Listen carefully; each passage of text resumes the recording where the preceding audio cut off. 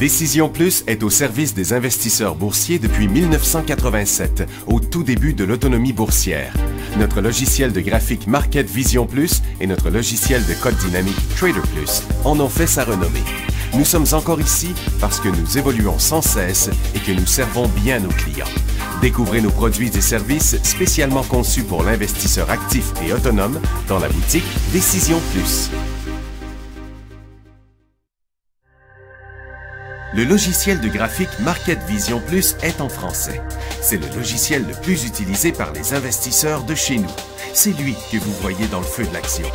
Trouvez, classez et analysez plus facilement avec cet outil sans pareil pour suivre la bourse et prendre les meilleures décisions. Gardez vos titres à l'œil avec Market Vision Plus. Consultez la boutique Décision Plus pour en faire l'essai pendant 10 jours sans aucun frais, c'est garanti. Laissez-nous vous guider pour analyser la bourse et prendre vos décisions. Les analystes de Guru.tv feront tout le travail pour vous. De minute en minute, nous classons les titres selon leur situation technique. Nous révélons les signaux d'achat et de vente. Nous publions des recherches poussées et nous prodiguons des conseils en temps réel. Ça commence avant l'ouverture et ça se poursuit jusqu'à la fermeture des bourses. Profitez de chaque cycle boursier avec Guru.tv. Trader Plus, l'instrument du day trader. 50 cotes qui clignotent en même temps. Autant de listes que vous voulez. Graphiques à la seconde. De 3 à 30 graphiques. Des alarmes à volonté. Des listes de cotes préparées. Des modèles graphiques préparés. Prêts à faire feu. Achetez, vendez avec Trader Plus.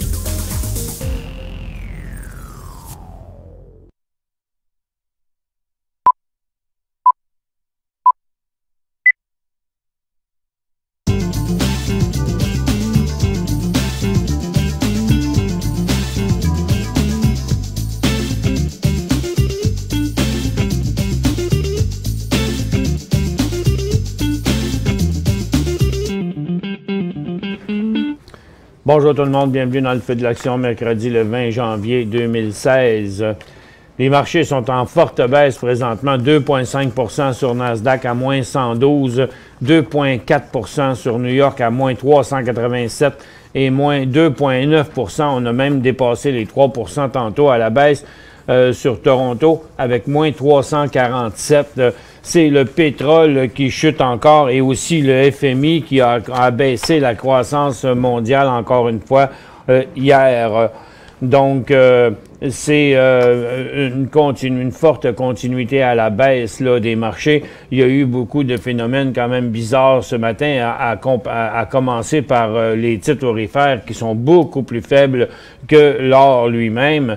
D'ailleurs, hier, l'or ne chutait pas, les titres chutaient solidement. Et ce matin, l'or est parti à la hausse et les titres ne montaient pas vraiment beaucoup, même qu'à un certain moment donné, l'or montait et les titres chutaient encore durant l'avant-midi.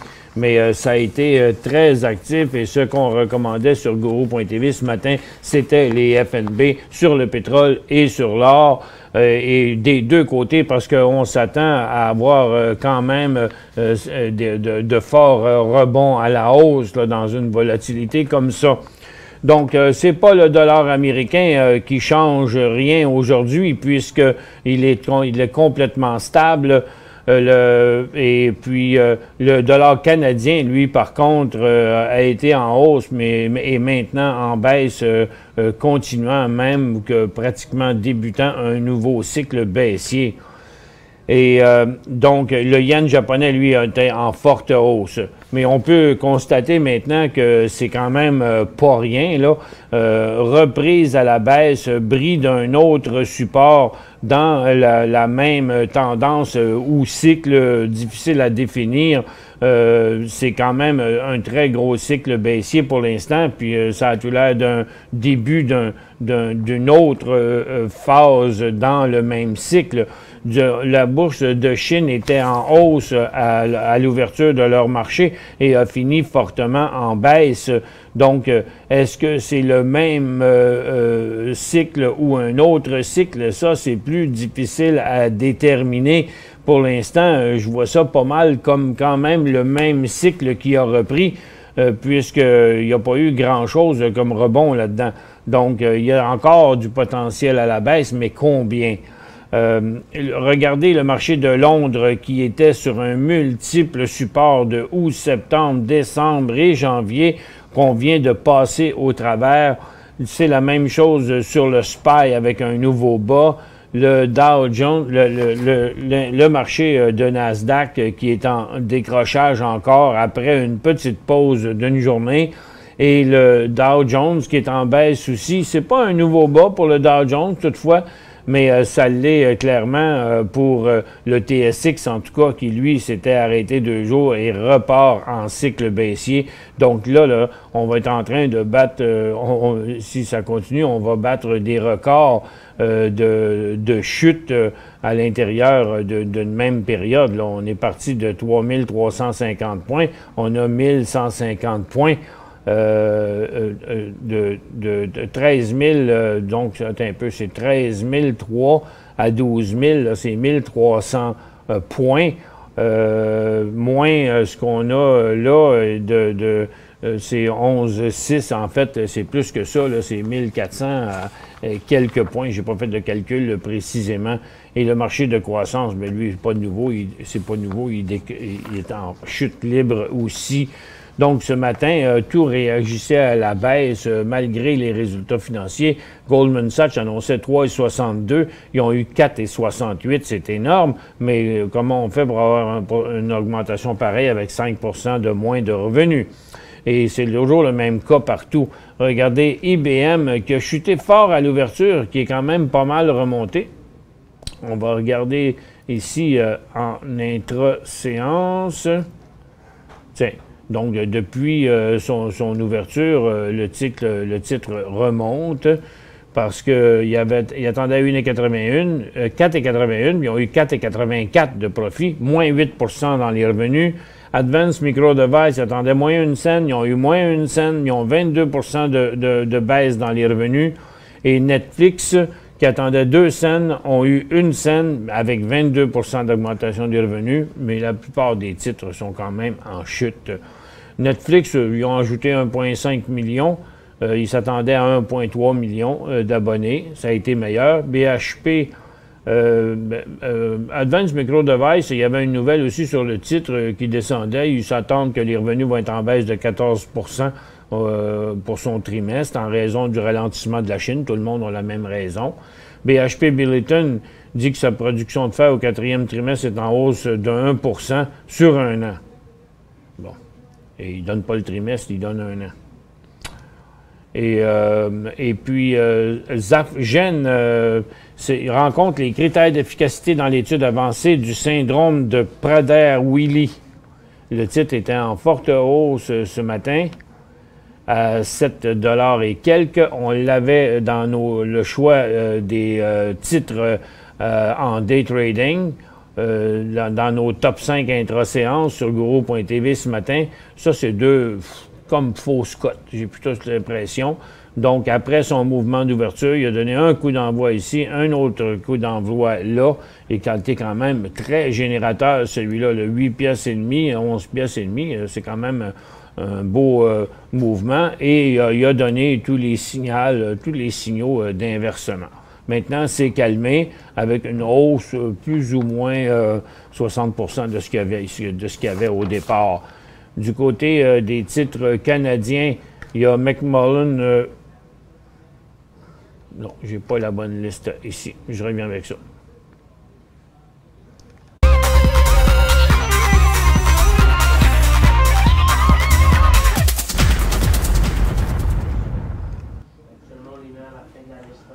Ouais, mais je sais, mais il n'était pas dans liste 1 ce matin, il était dans liste 2, fait que je vais y aller comme ça. On a Husky Énergie qui est aussi en baisse. Ils vont baisser leur dividende au 4e trimestre. Ils vont le suspendre, dans le fond. CP, ils ont déposé une plainte. Ils disent que les compétiteurs se sont mis ensemble pour bloquer la tentative de fusionner avec Norfolk. Et CP est en baisse comme tout le reste, mais pas en baisse en dessous de son support. Il reste à côté sur son support et par contre, il y a CNR qui, lui, est en forte chute en dessous d'un double support. Et finalement, aussi, il y a BAM.A, c'est Brookfield Asset Management, qui lui aussi est en forte chute sous ses supports de août, septembre et janvier. Mais en fait, c'est un peu l'hécatombe, là, avec des mouvements de 2 à 3 là, sur les marchés. C'est quand même très fort. Donc, les marchés ont rejoint un creux finalement sur Nasdaq ici vers 11 heures. Et maintenant, il y a eu un certain revirement. Ça semble déjà essoufflé. Le Dow Jones a beaucoup moins rebondi. Il y a une triple résistance ici à très court terme. Je vais tout mettre ça en minutes. Vous allez le voir beaucoup plus clairement. Donc, la chute du Dow ce matin a continué pendant un grand bout de temps. Maintenant, il y a, comme je vous disais, une triple résistance, mais dans le moment, on s'en revient à la baisse on revient à la baisse dans cette formation-là. C'est la même chose du côté du SP500. Donc, 183,75 est le point de revirement de ce cycle baissier-là. Et sur le Dow Jones, c'est 15 670 qui serait le point d'inversement de la tendance intra-séance d'aujourd'hui. Sur le TSX, ça n'a pas assez proche de se faire trop légèrement ici. Pour l'instant, là, ce serait 11 675 l'inversement du cycle de la tendance baissière d'aujourd'hui. Dans le moment, on reprend encore à la baisse avec 395 points, moins 395 sur le marché de Nasdaq. Maintenant, dans les... Oh, tiens, on va mettre ça en 2 minutes pour le voir mieux. Ce ne sera pas long, mais mes données sont en train de se mettre à jour. Du côté des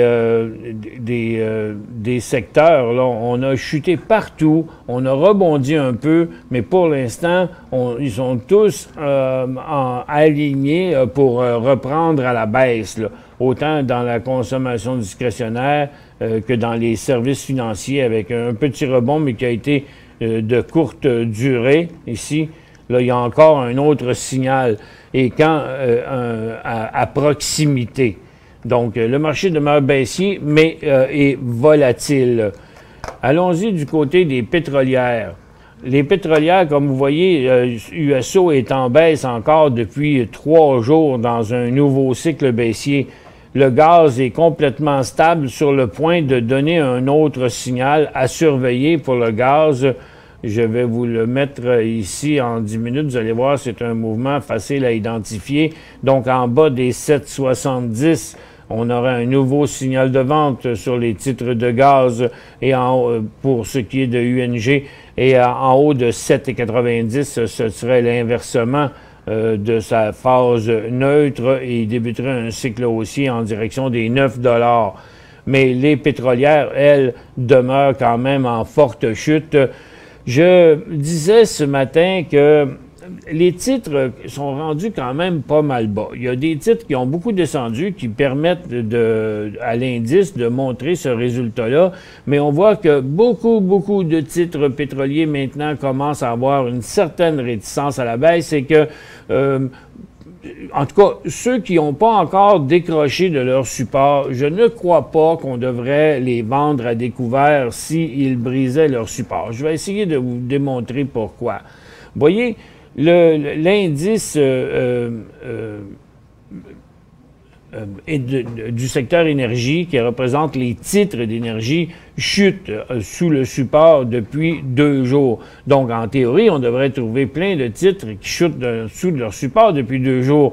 Mais vous voyez, c'est pas le cas pour Peyto. Et beaucoup de titres pétroliers refusent, c'est-à-dire les investisseurs refusent de vendre en dessous du support. Donc, ça commence à montrer qu'on approche pas mal là, de creux et que ça rend l'affaire trop risquée de vendre à découvert ces titres-là qui ont résisté jusqu'à date.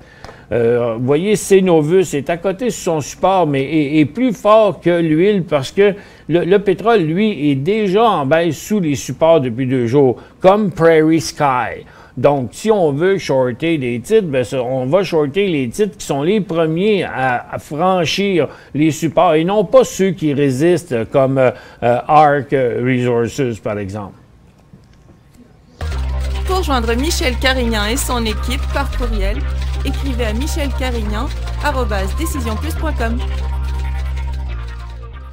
5 bonnes raisons de gérer vos investissements avec Banque Nationale Courtage Direct. Des frais de commission fixes à 9,95 en tout temps pour tous les clients et à partir de seulement 6,95 si vous êtes un investisseur actif. Aucun frais d'administration annuel si vous détenez plus de 20 000 $ dans vos comptes. La possibilité d'ouvrir des comptes enregistrés en devise américaine. Des outils performants afin de faciliter vos prises de décision. Un service à la clientèle primé et un niveau de satisfaction parmi les plus élevés de l'industrie. Pour en savoir plus, visitez le bncd.ca ou appelez-nous dès maintenant. Décision Plus est au service des investisseurs boursiers depuis 1987, au tout début de l'autonomie boursière. Notre logiciel de graphique Market Vision Plus et notre logiciel de code dynamique Trader Plus en ont fait sa renommée. Nous sommes encore ici parce que nous évoluons sans cesse et que nous servons bien nos clients. Découvrez nos produits et services spécialement conçus pour l'investisseur actif et autonome dans la boutique Décision Plus.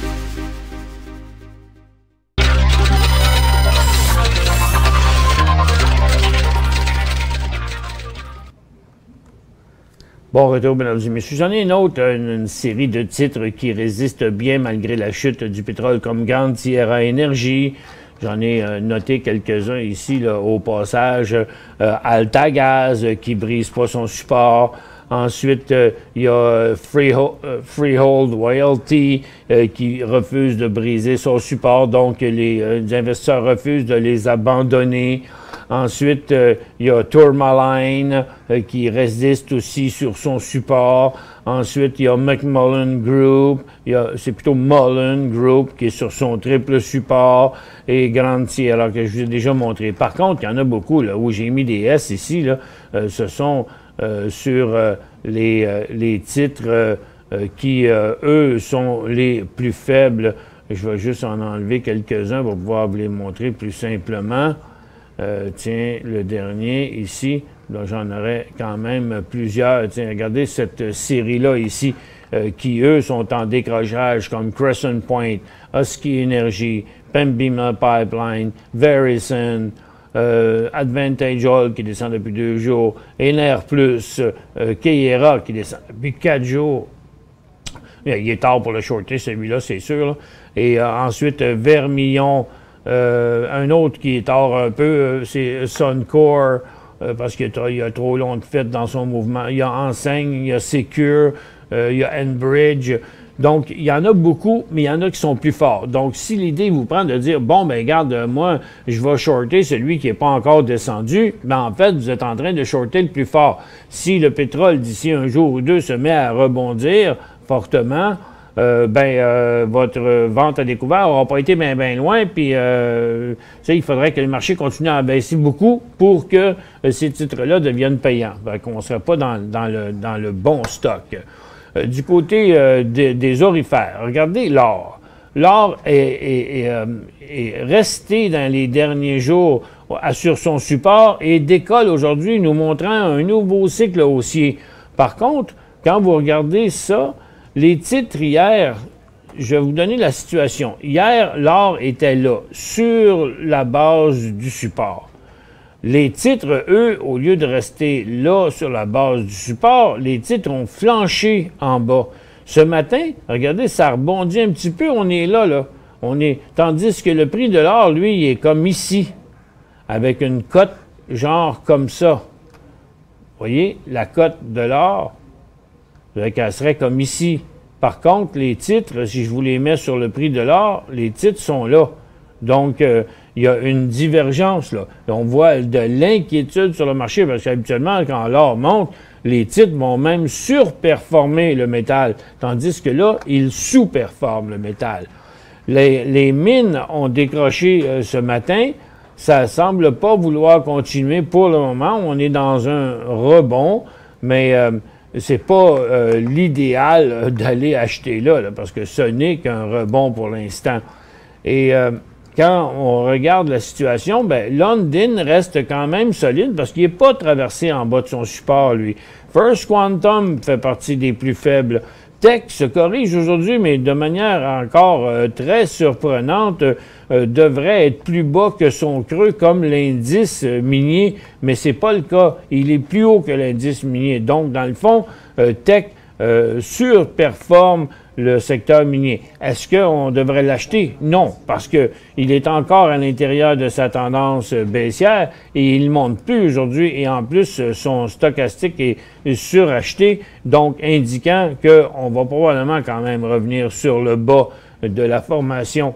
Et il y a Hudbay qui est, lui, le plus faible des titres du côté des minières avec une chute assez claire. Puis les autres, ben, il n'y a rien vraiment de très positif là, sur les titres miniers. Il y en arrache quand même.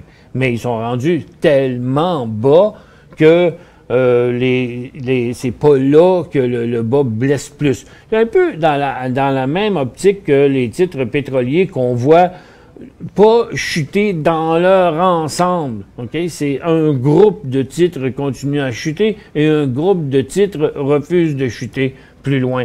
On vient de dépasser les 3,2 % sur le marché de Toronto. Donc, le rebond n'a pas tenu. On revient ici. Le dernier cycle sur Nasdaq s'annule et on repart vers le bas de la journée lorsqu'on touche les 4350. Et sur le Dow Jones, on est pratiquement de retour au bas de la journée. Donc, attendez-vous à un petit rebond ici lorsqu'on va toucher les 15 575, à moins qu'on accélère au passage de la ligne de support. Donc, on pourrait bien faire le yo-yo encore un peu aujourd'hui. Mais il n'est pas exclu que les marchés chutent encore plus profondément, puisqu'on est rendu à 3,1 % encore sur Toronto, et le SPY glisse, le Nasdaq glisse, le New York est en train de tester son support, puis le TSX s'en tourne vers son support. Donc, le cycle est vraiment très avancé pour aller ouvrir des positions à la baisse. C'est évident dans le moment. Mais beaucoup trop tôt encore pour ouvrir des positions à la hausse. Regardez ce que je vous disais tantôt, que les secteurs revenaient à la baisse, mais c'est ce qui se passe partout. Tous les secteurs sur Toronto sont en train de retourner à la baisse. Il y a juste le secteur aurifère qui est quand même assez bizarre. Regardez bien ce qui se passe, parce que c'est pas automatique, là. Du côté de l'or, ce matin, là, l'or a ouvert en hausse ici, comme ça. OK? Et par après, on est resté stable pendant un bon bout de temps. Mais regardez ici, aux alentours de 10h15, l'or s'est juste corrigé un peu là, vers 10h15 par rapport à ce qu'il avait monté. Là. Il est resté sur une formation neutre. Mais regardez, les titres vers 10h15, eux, se sont plantés, là, OK? Donc, il y a eu un mouvement totalement de faiblesse contraire à ce que l'or faisait. Donc, le TTGD demeure intéressant pour le reste de la journée encore parce qu'il y a beaucoup de volatilité dans ce mouvement-là qui fait que certaines valeurs comme HGD ce matin étaient très effervescents. Donc, le pétrole continue à la baisse, les pétrolières continuent à la baisse. On n'est même pas sûr encore qu'on n'a pas vu, qu'on a vu le bas, le creux de la journée.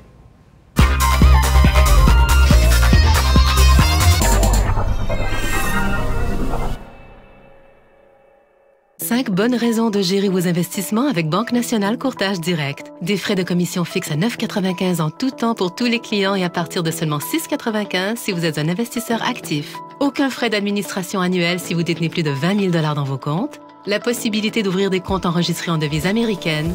Des outils performants afin de faciliter vos prises de décision. Un service à la clientèle primé et un niveau de satisfaction parmi les plus élevés de l'industrie. Pour en savoir plus, visitez le bncd.ca ou appelez-nous dès maintenant.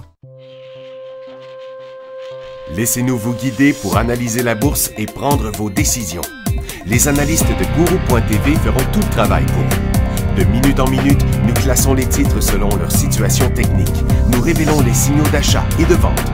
Nous publions des recherches poussées et nous prodiguons des conseils en temps réel. Ça commence avant l'ouverture et ça se poursuit jusqu'à la fermeture des bourses. Profitez de chaque cycle boursier avec Guru.tv.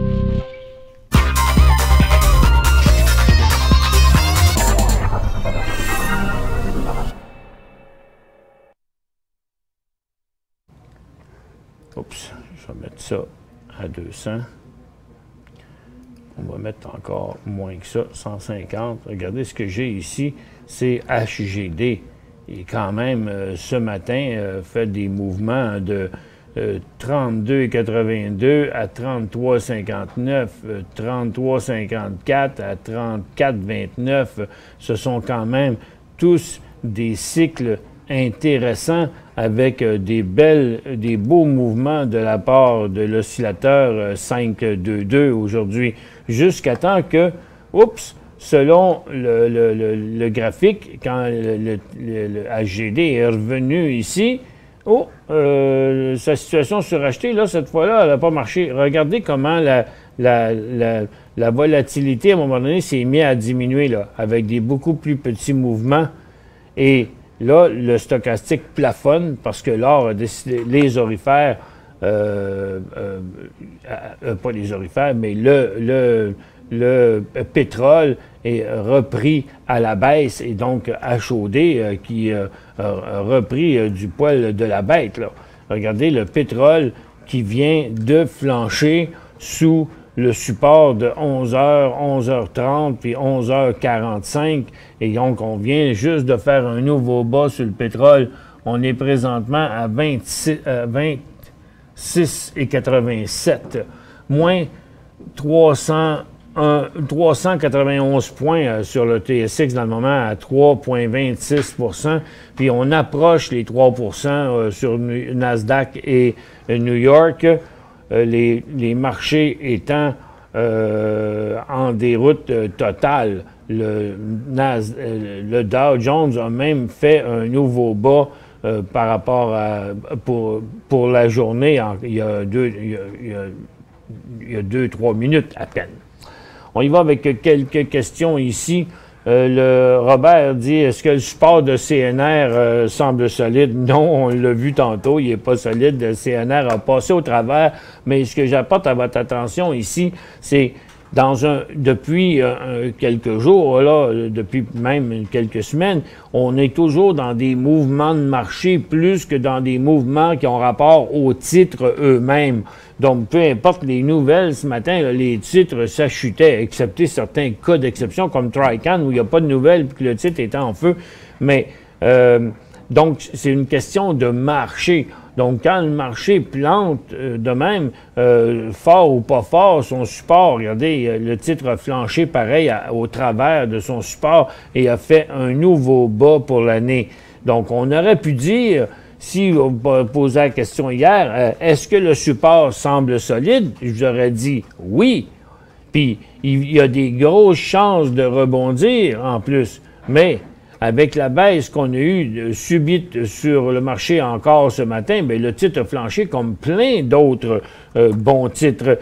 Et ce qui est pas beau, c'est de voir qu'on vient de mettre le nez en dessous de supports qui datent de plus d'un an et demi.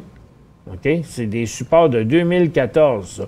Puis, je faisais référence l'autre jour, je disais des supports testés longtemps, là. Bon, ben regarde, on est en train de passer à travers. Ça, c'est pas vraiment de bon augure pour la perspective des prochaines semaines. Qu'est-ce que je pense de pot pour un achat? Ce serait surprenant que POT représenterait un bel achat, même si ils ont acheté une compagnie ou veulent acheter une compagnie dernièrement. Ils ont eu des genres de petits avertissements disant attention, il y a la loi des monopoles, vous pourriez... fait que je ne sais pas si ça va se faire. Le titre chute de 4 % aujourd'hui. Le marché, lui, chute de 3 % donc on pourrait bien dire que le titre il suit le marché. Pour l'instant, tant il y a aussi longtemps, vous savez, quand la tendance va s'inverser, ce sera pas rien que pour une pièce, là. Donc, pourquoi ne pas attendre? Il y aurait eu un signal ici, mais il n'a pas donné lieu. S'il était remonté ici, puis il aurait traversé, il y aurait eu un signal, il n'a pas donné lieu. Si dans les derniers jours, il aurait passé les 25 piastres, il aurait donné le signal, mais ça n'a pas eu lieu. Donc, tant et aussi longtemps qu'on n'inversera pas la tendance, tenez-vous loin de ça. Point d'entrée de HOU, ça va être le point de revirement de HOD, parce que HOU, ça suit le pétrole. Ça fait que si je me mets sur HOU, ici, vous allez voir exactement la même chose que le mouvement de USO. HOU bouge en fonction de USO. Fait que le point d'entrée le point d'entrée de HOU, on ne peut pas le deviner dans le moment. C'est bien trop loin. C'est un nouveau bas, tout comme USO. Donc, le point d'entrée, c'est lorsqu'on commencera par voir une pause, que le cycle baissier est terminé, et puis que peut-être que dans le premier cycle haussier, ce sera intéressant, puis peut-être que non aussi. Ça va dépendre de la situation qu'il a à ce moment-ci. Comme si le titre...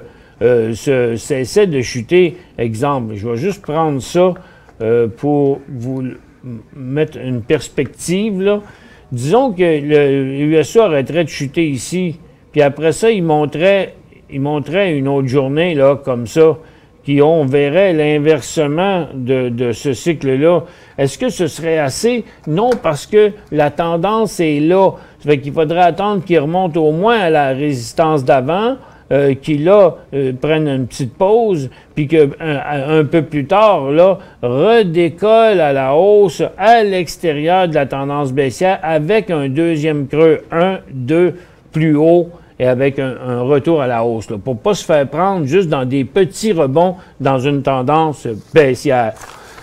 Donc, ça continue à 3,2 %. Écoutez, il est trop tard maintenant pour aller ouvrir des positions à la baisse. Ça fait déjà trop de temps que ça descend. En day trading, OK, parce qu'il y a de la volatilité en masse pour avoir du fun et faire des profits. Puis pour ce qui est d'acheter à la hausse, rester très prudent. La seule chose qui semble intéressante pour l'instant, c'est l'or. Mais pourquoi les titres orifères ne veulent pas coopérer à ça? Fait que j'ai un gros bémol là-dessus. Là. Attendez, essayez de suivre les meilleurs signaux. Et il y en a un, entre autres, ici dans le moment sur l'or.